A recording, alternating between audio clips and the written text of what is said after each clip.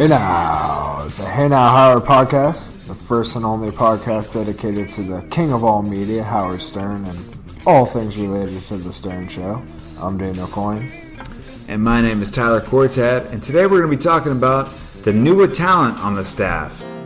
This is Beto, he's as bad as Kenny knows, he's the best.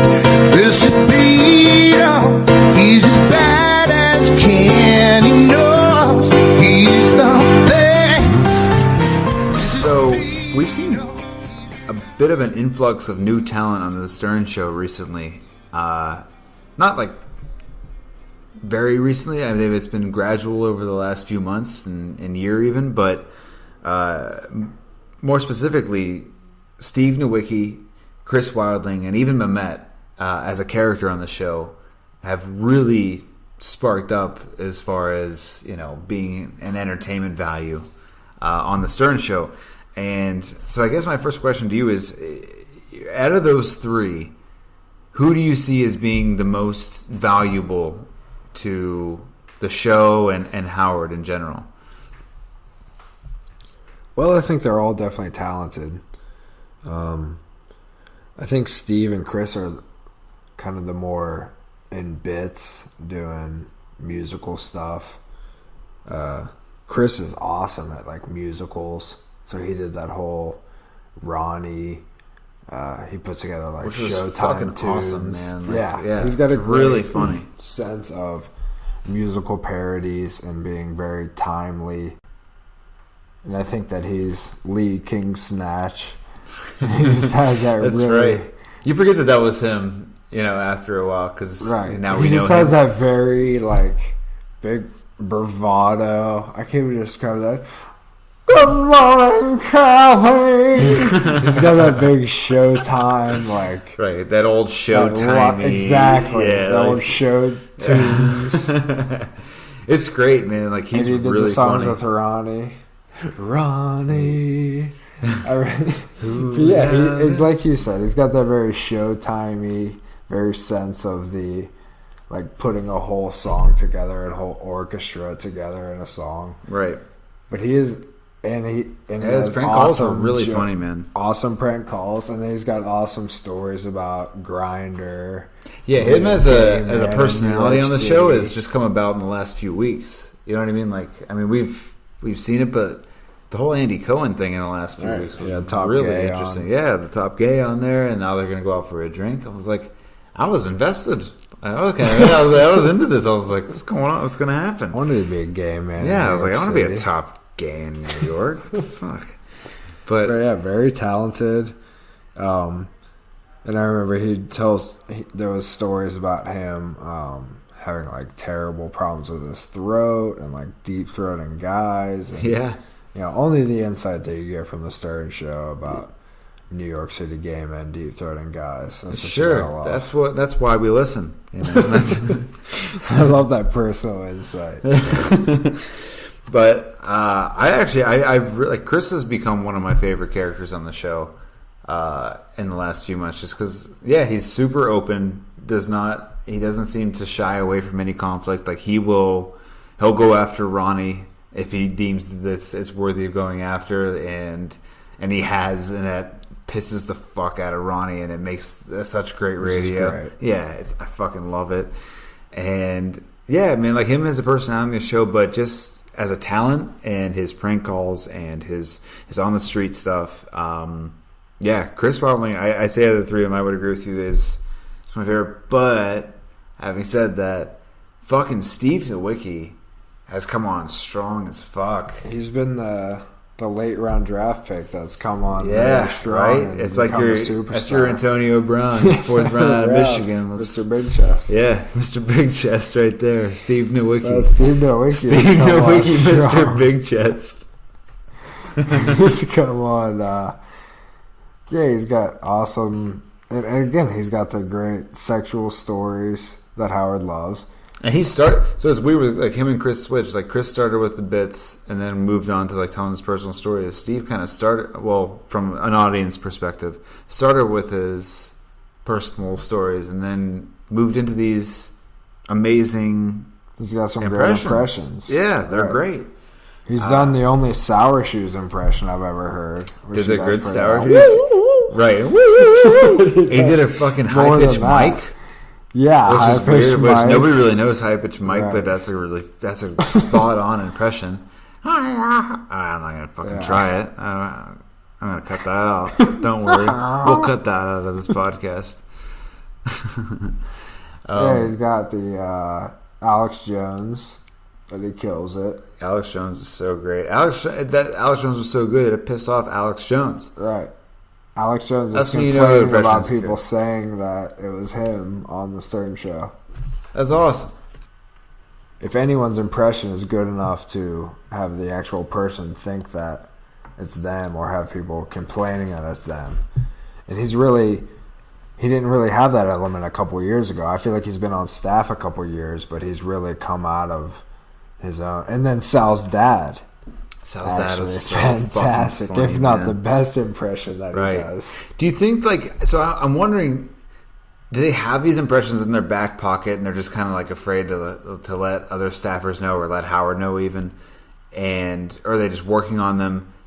Or is it something that they're workshopping like with it, like everybody knows about it, and then when they deem it's ready and worthy of coming to air, that's when they bring it out for the audience to see. You know what I mean? Right. Like, I'm wondering what the process is, or if it's just like, hey, I got this Sour Shoes impression if you want to hear it. And I know Howard acts like, oh, I didn't even know you had that, but I don't know if that's genuine or not. You know? Yeah, I think they're definitely trying it out in the back, working on it, and then once it gets to a certain level, it gets passed up to Howard.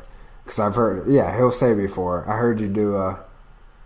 he'll say, like, I heard you do a Tan Mom, or, Shuley. Right. Killing it with the different, or I heard you do this, I heard you do that. So I think he has he's privy to some of it. I wonder if that's something like, in the, Monday meeting before the show, and Howard's like, hey, they're all talking about it, and he's like, hey, Steve, this would be a good time, let's bring on your Sal's dad impression for this one. And it's the first time, and Steve's like, oh, fuck. Yeah. You know what I mean? Like, I wonder if it's like one of those things. Or well, one I of those know moments. Nowicki, that particular instance, I know he talked about on the show that he had to cut up bits about Sal's dad. They made like a game, or it was like Sal's dad doing math or something. Right. And so he said, like, I heard that all weekend. I was working on the bits, so I just heard it, and I started doing it. 92, 34. Yeah, right. And so I think it starts with that, and then, they probably start riffing on it with their coworkers and work on it until it gets to a certain level, and then, it passes through Howard or it passes through Gary. But sometimes he will say, oh, I heard you do this. I heard you have a good Sour Shoes. Yeah. So I think some stuff is like rumors, office rumors that get passed through Howard, and then ultimately whatever comes out on air is the final judgment. Right. Yeah, it's interesting. I wonder how much they shit their pants when it's their first time to kind of present their impression or whatever they worked on. Yeah, it's got to be nerve-wracking. And Shuley's done that a lot through the years. Shuley's come in. And Shuley, I would actually put Shuley in this little category of he's definitely not a new staffer as far as our Memet, Steve, and Chris, but as far as his involvement in the show in the last couple years, it's grown exponentially. Like his impressions of Tan Mom, Jeff the Drunk, are spot on, and they're so good. And his ability to kind of correspondent, his ability to Steve and Chris, Steve mostly, I would say that when he does an impression, I think it's Richard and Sal writing for him. I don't know this, but I would say that it's probably people writing for him when he's doing these impressions. Shuley is able to be off the cuff. He can go in studio and do an impression and just do his thing, and there's nothing written, and he's able to go and do his thing. And he also talks to these people every day. Right. So he can become that person. Yeah. Like he's a method actor. He's heard it in his head. He's fucking Brando of the Whack Pack. Heard. Yeah. He's really not even doing anything crazy. He's just pretty much reciting what he think which is already crazy. He's going Daniel Day-Lewis and getting inside the mind of Tan Mom. He's Daniel Day-Lewis and the Whack Pack. He's back at the craft service table acting like Tan Mom. So Steve Nowicki is also rumored to be one of the best-looking guys, and one of the other self-proclaimed best-looking guys on the show is Memet. Oh, never heard of him. Who has also become, okay, Lamet. He has Lamet. many names, but Memet has become a all-out superstar on the show. I mean, he's talked about more than anyone Infamous. else on the staff. Yeah. Love him or hate him. What do we think about Memet? Matt. Fucking Lamet. Dude, he has that, like, I pro wrestling character. Yes, that's what we talked about. Like, Is it real? I can't figure out if this dude's for real or not. It's so over the top. It's so over the top, and it makes me feel like you're right. It's like that, like, early 90s pro wrestling character where he's just like, he's talking to the camera with Mean Gene, and, you know, it's like, do you mean half of the shit you're saying? Because you come off like such a douche. But if he's not, he's like, trying for. He's trying for it, and if he is, he's great. And all in all, you gotta love him just as entertainment value because he's great on you know. You say Lamet again. Memet. I don't know. I'm channeling my tan mom right now. Memet. No, I'm channeling my inner tan mom, Lamet. But he's, I don't know, man. I can't figure out if he's for real or not. I think that he knows that if he pushes those buttons, he's gonna get airtime. So I think he's 80% genuine, 20% going over the top to get airtime. I think that he genuinely, and I think that he's also one of the few staff members that's kind of the modern age where they're checking Instagram all the time. They're getting that instant feedback where that would be a crazy life to live. If you're really living day to day with like the haters and the trolls, or checking Reddit, checking Instagram, it really would be enough to drive you crazy. Like if you think about throughout the years, if already, and they always had like the Stern Show Network, and there've been people giving hate and giving feedback for years since the internet's been around. But even now, it's like that really quick feedback. And Memet, I think, has been one of the first Stern Show characters that's been kind of the product of that, getting super swept up in that. Whereas if you get yourself caught up in that, that would be crazy. Every time you're on air, you look at your phone and you have hundreds of people talking about you positively, mostly negatively, if it's coming from like Stern fans, especially guys. So he kind of totes that line. But then I feel like when he's on air, he's also kind of like over the top character too. He's over the top so character. It's tough to tell. I listened to an old Memet. What's going on? An old Memet Sternthology, probably like 2 or 3 years ago. Like 2016. He was not even close. He did an embedded somewhere. Or he like did some sort of report where his house was. He used to live in the ghetto. Yes, he was doing a report. Like he lived in Harlem, and he was like talking about. That's how he kind of first started. That's where he first started coming out, and then they sent him to do some sort of story where he had to like some sort of sexual story. I don't know, whatever. They sent him on a story. Yeah, but he used to bang chicks on Tinder, and he would report, but there was no sense of this. Like he was just seemed very normal and surface level. So at some point he turned heel. You know what I mean? And he went full force. Yeah, and so I do feel there's a little bit of shtick to this, and I think it fucks with him. I think it fucks with him because like he does care about his perception, and so I think whenever like he looks at it, he's like, oh fuck, like this is how people see me. But I don't know, maybe this is just who he really is, and it's coming out more. But he's definitely. Sometimes you can really hear though that he's really getting caught up in it. Like I think that he really starts developing these thoughts that people are against me, and that like his whole Super Bowl commercial idea, throwing a pixelated dildo through the screen. I got frustrated with that whole bit because I was like, there's no way he really believes this, right? Like he knows that's what I mean. Ridiculous, yeah, right? This can't be real. He knows right? that this is ridiculous. Like he's an adult male. He knows that this is let ridiculous. alone the fact that a Super Bowl commercial is like what $3 million some, and that they're gonna have a pixelated dildo flying through a screen for what they paid for and that money. Right. And what do you think is... Right. If he claims to be a smart guy, which he obviously jumped up and down for with the IQ test, you can't really think that idea would fly. And then he braced everybody for now he's coming to the meetings about honestly, how great his ideas are going to be. The reason why I think that all his shit might not be shtick is the genuine reactions from all of the staff members during the IQ test when he was going off. You can judge that, how, I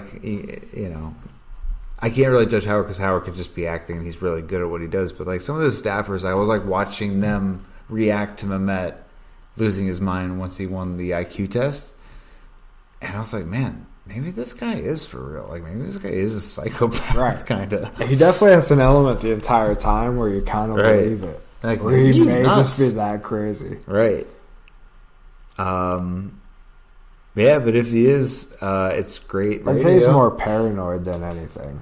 I think he's paranoid that more people care about him than people do care about him, especially on the staff. Yeah.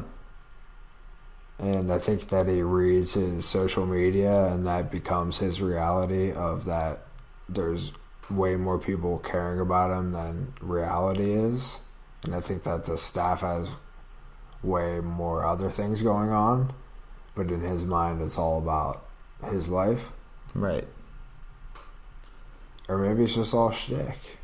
Do you think that with us to get on the air? Do you think that he gets a little bit jealous of Steve and Chris being a little more successful than him as far as talent on the air? Because they both started more standalone comics. I think that those other two can make their own bits from scratch more. But I think there's other members of the staff that we probably don't even know their names that are really talented that come up with really good bits or that make songs that are funny or parody ideas. You know who they never bring in as a part of the show is the guy who plays Hulk. No, I think that's Richard. Hulk? Yeah. No, that's like the lump guy.